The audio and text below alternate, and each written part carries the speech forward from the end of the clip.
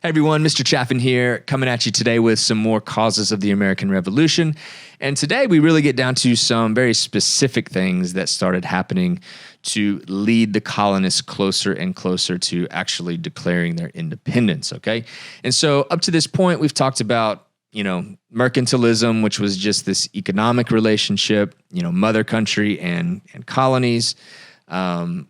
Everything served the mother country. Then we talked about how the French and Indian War sort of led to the Proclamation of 1763, and the king said, you can't go past the line, you can't go past the Appalachian Mountains. And so the colonists started getting sort of resentful even at the king and their government, and like, they don't even care about us and all these other things. Well, today we start talking about kind of the reaction from that whole time period. And it starts with this idea of the French and Indian War being this global war that Britain was involved in that cost them a ton of money. Like, it drained their budget. Like, they're out of money now. They're straight up broke, okay? And so in order to get money back, they have to start taxing their citizens. And easier than taxing your citizens, which they did, is to tax colonists, because they don't have any say in it. Like, they just have to pay the tax.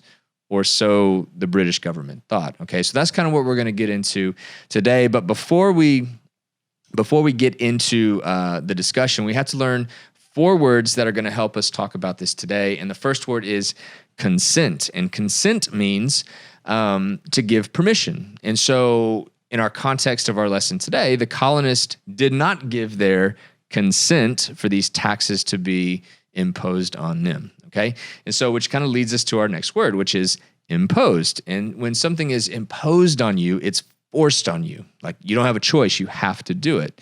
And so again, the taxes that were passed by Parliament and the king were imposed on the colonists. They didn't have a choice, they had to pay them.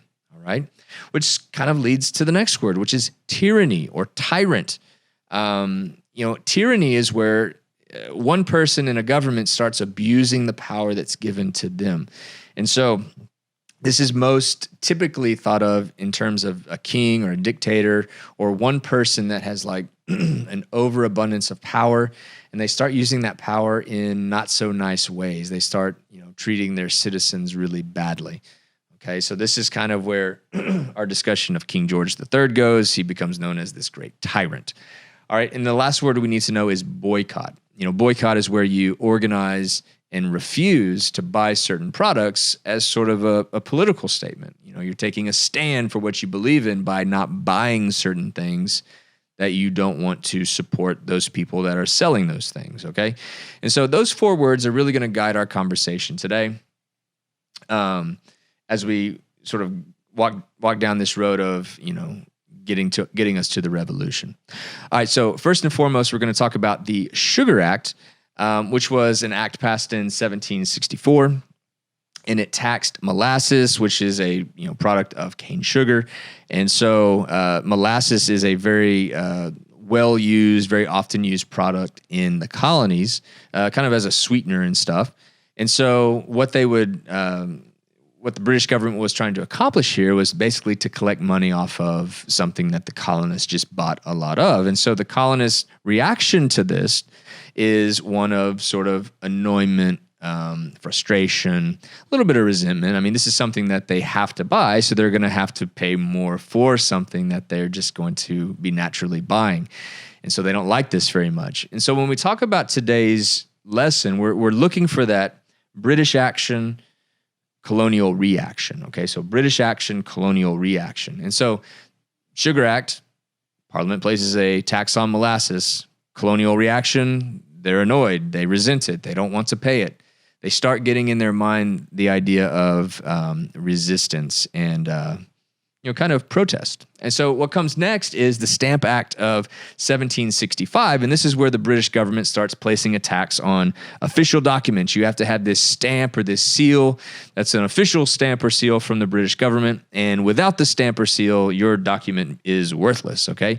And so this applied to everything from legal documents, newspapers, magazines, even trading cards had to have this official stamp to be sold in the colonies, which was another form of a tax, okay? So if you had to pay for this thing, then it is essentially the government taxing you to do this, to buy these certain products, okay?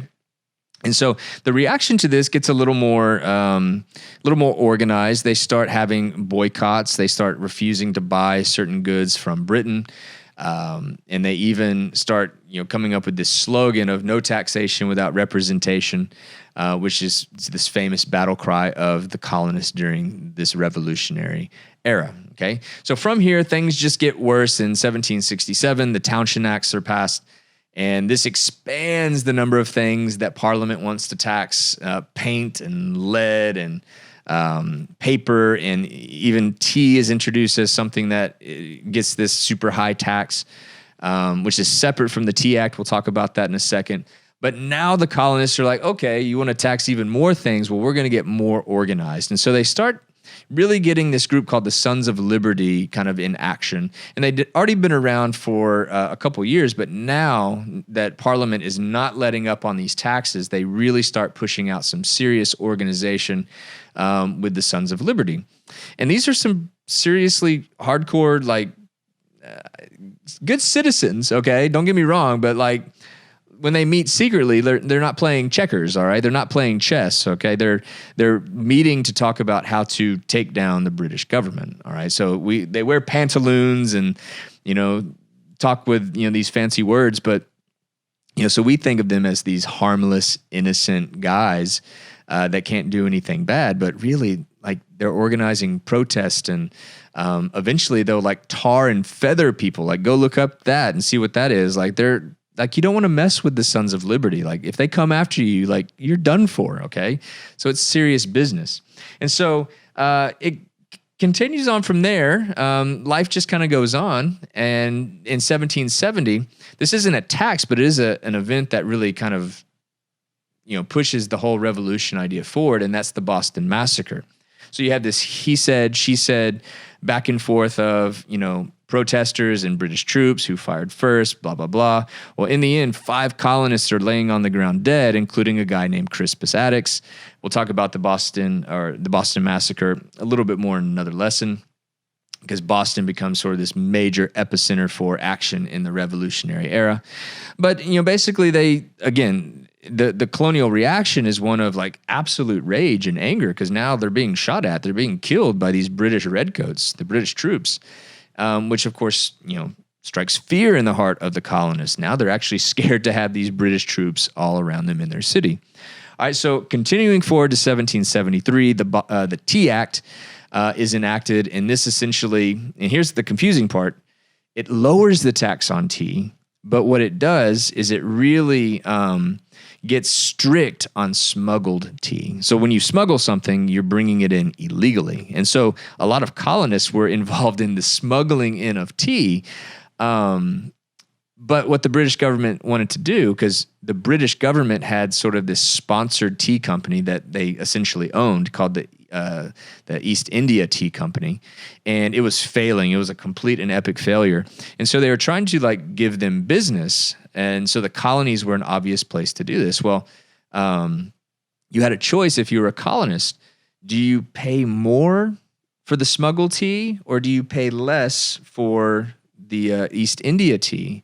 Are you like a true patriot and pay more for the smuggled tea, or are you a sellout? Are you a loyalist and pay less money for the East India tea, which is like the British tea? And so the Tea Act was not sort of a protest against the tax. It was a protest against the fact that the British government was giving a monopoly to its own tea company.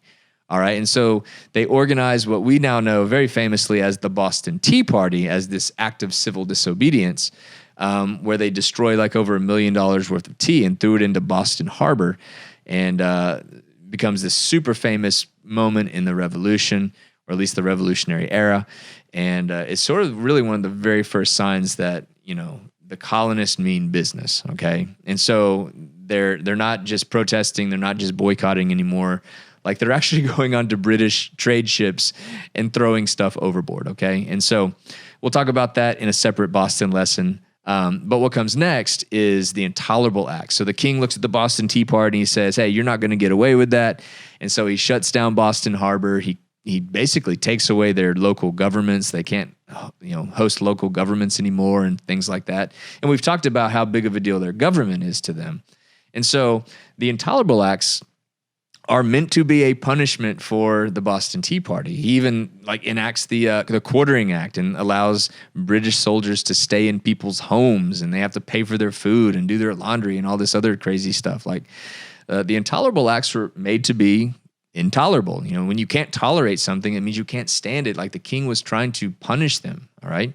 And he did a pretty good job. And so the reaction to the Intolerable Acts is the colonists met together and started to be unified in what was called the First Continental Congress. And so this is the first time the colonists met with the idea that resistance now was pretty much one of the last options here. And so they started forming militias, which are citizen armies, and they basically told each other, hey, we need to stay together here, and if we're not wanting tyranny anymore, then this may come to a fight. And so the First Continental Congress really is where they start thinking about this in terms of fighting back.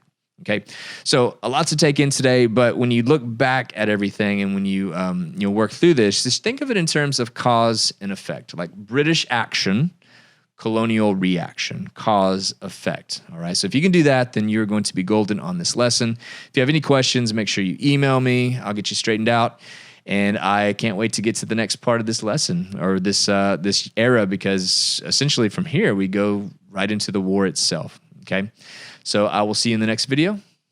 Talk to you later.